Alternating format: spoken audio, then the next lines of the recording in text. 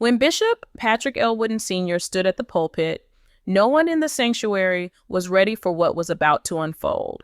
The atmosphere had been charged with excitement as the choir finished its powerful worship, but the moment he leaned forward and spoke, the room shifted. His voice carried weight, and the words he released were like a spark that set everything on fire. He declared that lesbianism was hiding inside the church and that too many leaders were refusing to confront it. The entire congregation fell into silence for a moment, and then whispers and uneasy glances began to spread across the room. Some nodded with approval, while others fidgeted nervously in their seats, unsure of what to make of such a bold statement. You won't believe how quickly that one sentence started shaking not just his church, but conversations all around the Christian world. Let me tell you, Bishop Wooden was no stranger to controversy. He had always been known as a preacher who didn't hold back, someone who never softened his words just to please people. Over the years, he had already challenged political leaders, spoken against abortion, and stood firm against cultural changes that many other pastors quietly accepted. This is how he built his reputation, by refusing to bend when others thought it was safer to stay silent. Supporters loved his courage and saw him as a voice of truth, while critics accused him of being too extreme, too harsh, and unwilling to adapt. But here's the shocking part. When he called out lesbianism in the church, it was different from all the controversies before. This time his words went far beyond his pulpit, and the impact started spreading like wildfire across social media and news outlets. The more people heard about his sermon, the bigger the storm became. Clips of his statement were shared online, and within hours, Christians from all over were taking sides. Some praised him, saying finally a preacher had the courage to say what others only whispered in private. Others attacked him, calling his words hateful and damaging. This is where it gets interesting. The fight was no longer just about Bishop Wooden or his church. It turned into a battle about the direction of Christianity itself. Was the church meant to stand on old, unchanging truth, or was it supposed to adapt to modern culture? What makes this story different is that it touched on a fault line that already existed. The church was already divided, and his sermon simply brought the divide to the surface for everyone to see. As his words continued to spread, both pastors and ordinary believers began questioning what side they stood on. Some leaders admitted that they had avoided speaking on such issues because they feared losing their congregations or facing public backlash. Others boldly stood with him, saying silence was no longer an option. The craziest part was that people who had never even heard of Bishop Wooden before suddenly knew his name. Destiny took an unexpected turn, and a man once known mainly within certain church circles became the center of worldwide debates.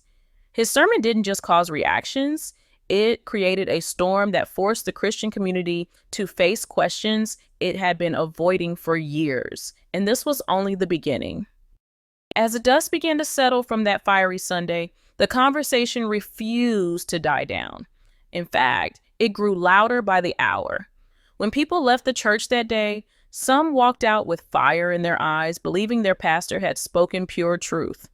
Others walked out quietly, shaken and troubled, replaying his words over and over. What many didn't realize was that this moment was about to break beyond four walls and travel into homes, communities, and eventually the entire digital world. You won't believe how fast those clips started popping up everywhere: Facebook, TikTok, Instagram, and YouTube. Within hours, the sermon had gone viral, and suddenly Bishop Wooden's message was not just a local issue.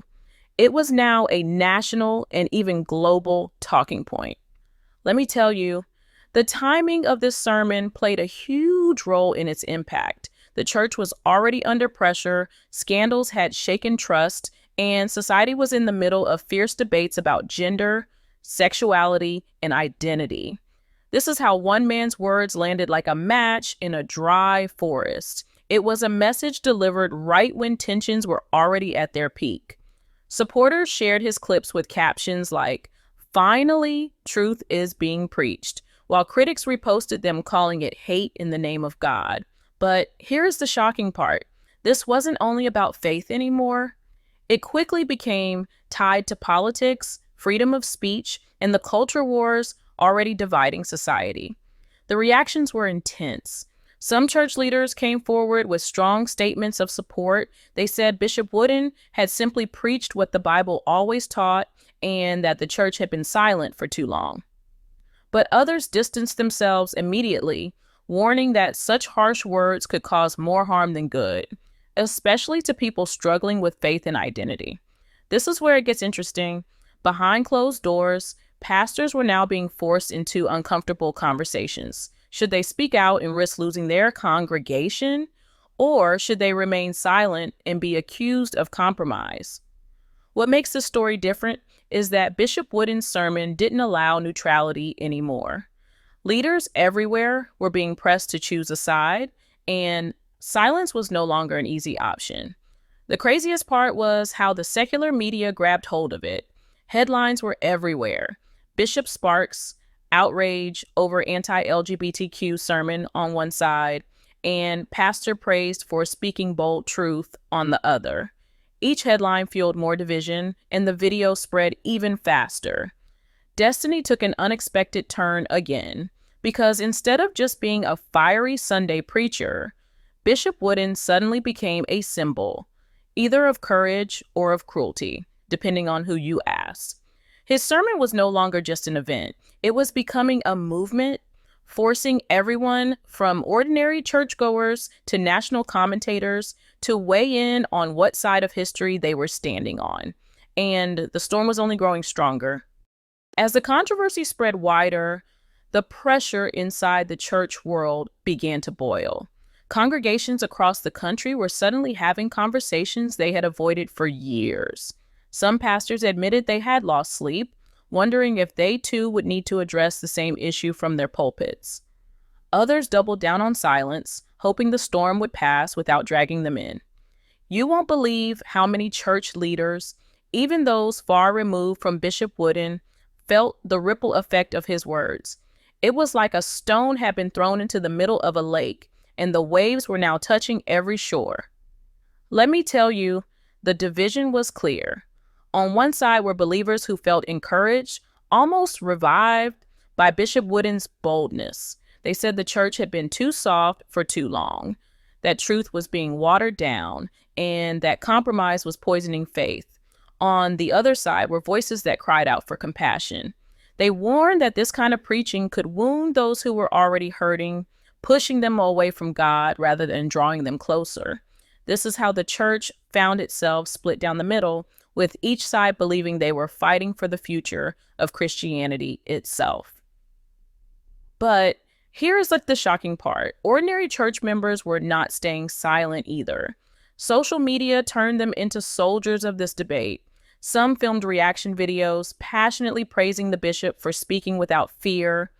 Others made emotional posts sharing how hurtful and damaging his words felt. Families argued at dinner tables, youth groups debated late into the night, and Christian forums lit up with fiery discussions. This is where it gets interesting. The conversation was no longer just about one sermon. It was about the identity of the church in the modern world. What makes this story different is that it connected deeply with younger generations, many of whom were already wrestling with how to reconcile faith with cultural changes. The craziest part was that this controversy forced even silent believers to make a choice. People who usually avoided church politics suddenly found themselves being asked, do you agree with Bishop Wooden or do you stand against him? And destiny took an unexpected turn when churches that had never been in the spotlight suddenly became battlegrounds for this very issue. Leaders realized they could no longer hide behind vague statements of love or truth. The demand was for clarity, and the weight of that demand was shaking Christianity from the inside out. As the days turned into weeks, the impact of Bishop Wooden's words only grew heavier. The viral sermon was no longer just a trending clip, it became a dividing line that people kept returning to. You won't believe how far the ripple effect traveled. Churches in different states, even across countries, were suddenly discussing the same question. Was this a call back to truth or a dangerous step toward division? Let me tell you, for many believers, the sermon felt like a wake-up call, forcing them to ask hard questions about what they really believe and where they stood. This is how the pressure on church leaders intensified. Some pastors started preaching more boldly, encouraged by Bishop Wooden's courage, while others became more cautious, afraid that one wrong word could cost them their congregation. But here is the shocking part. The division didn't just stay inside churches. It spread into communities, workplaces, and even families, where people argued about whether the bishop was a hero or a villain. This is where it gets interesting. The church, instead of being seen as united in faith, now appeared fractured, wrestling with its own identity in front of the entire world. What makes this story different is that it revealed the deep cracks that had been hiding under the surface for years. The craziest part was how young Christians responded. Many of them had grown up in churches that avoided such topics, but now they were confronted with them head on. They began asking questions their leaders couldn't easily answer. Can love and holiness exist together? Does standing for truth always mean losing compassion? Is silence safer, or is it compromise? And destiny took an unexpected turn when these younger voices began shaping the conversation themselves, demanding clarity and honesty in ways that older leaders could no longer ignore. In the end, Bishop Wooden's sermon was more than a single moment. It was a spark that revealed how divided, shaken, and uncertain the modern church truly was. Whether people agreed with him or despised his approach, his words forced the Christian world to confront issues that had been hiding in the shadows for too long. The debates he started are still ongoing, and the lines he drew are still being walked today. One thing became clear. After that sermon, nothing in the church would ever feel quite the same again.